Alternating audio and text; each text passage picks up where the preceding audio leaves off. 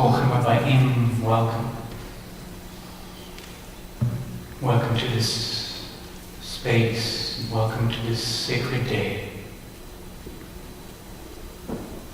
We say Shabbat Shalom.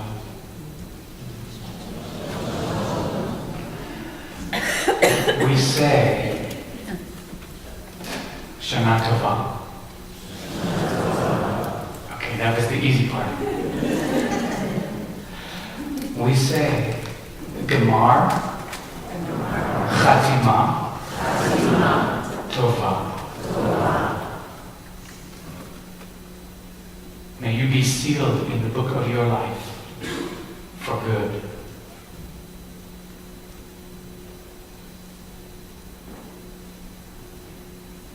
So I don't know if you remember, but if the question was on Rosh Hashanah morning,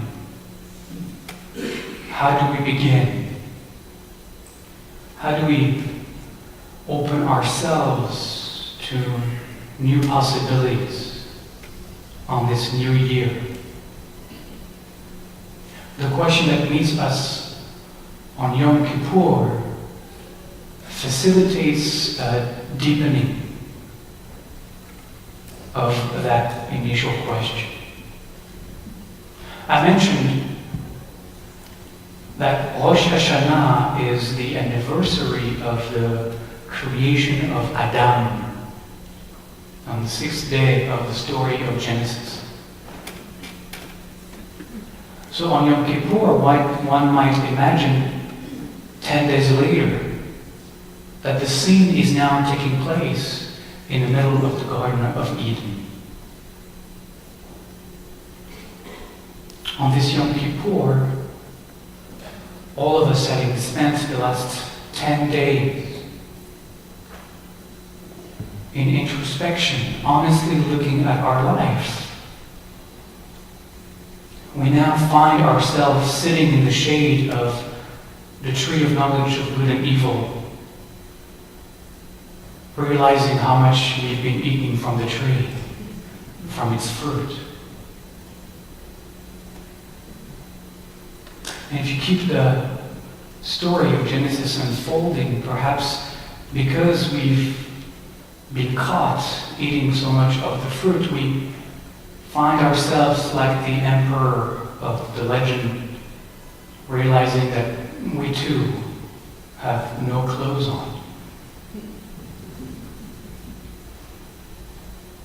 And perhaps if you follow the story even further, that in our realization we might have found out that all our life, most of our life, we've been in hiding. Hiding away from the nakedness that scares us. Hiding from the naked truth of our being. But if you remember the story as it is unfolding in the Garden of Eden, suddenly, though we are hiding, the Torah says the voice of God was walking through the Garden of Eden, looking for us. The image is that of the still small voice within, rising in ourselves and calling out to us, asking the Yom Kippur question, asking point blank, Ayeka, where are you?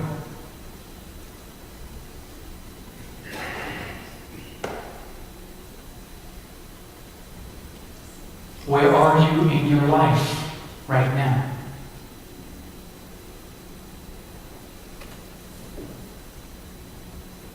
Where are you behind the layers of self-delusion, of self-importance, of denial, of pretense?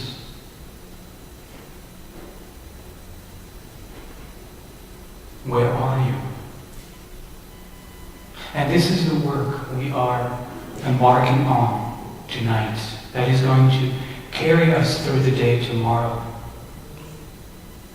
Finding our own answer to that pointed question. The process on Yom Kippur is called kapara. You can hear Kippur and kapara being the same root, the same word, and kapara can be understood in two different layers. On the physical level, kapara means scrubbing. On the spiritual level, one can understand kapara as spiritual catharsis. The process of scrubbing away those layers of self-delusion, of self-importance.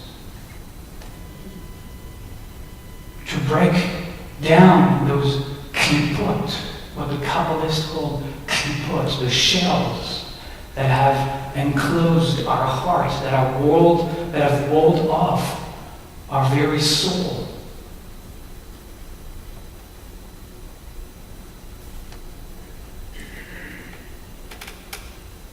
That is the work at hand. And we have a day, we have 24 hours to dig as deep as we possibly can.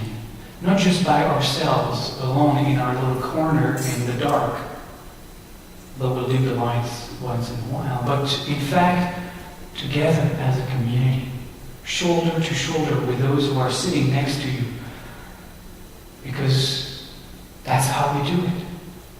In realizing, looking in the eyes of the other, that they too are engaged in the same struggle. Doing the same scrubbing. So we'll begin with a song. The words of the song are Hashivenu Adonai v'nashuva. It is a call to our own greater self to return us, to turn us around, to turn us back within, so that we might return to the truth of who we are. Hashivenu Adonai v'nashuva chadesh yamenu kekedem. Renew our day. Renew our days as before. Help us to become new again. New to ourselves.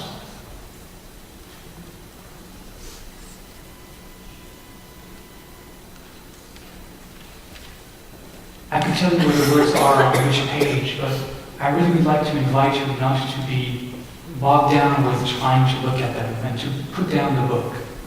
Because the words are only 6 words, and we're going to repeat them over and over and over again. And I would really invite you, as we engage in this process of returning, of teshuvah, to let yourself be swayed into the melody.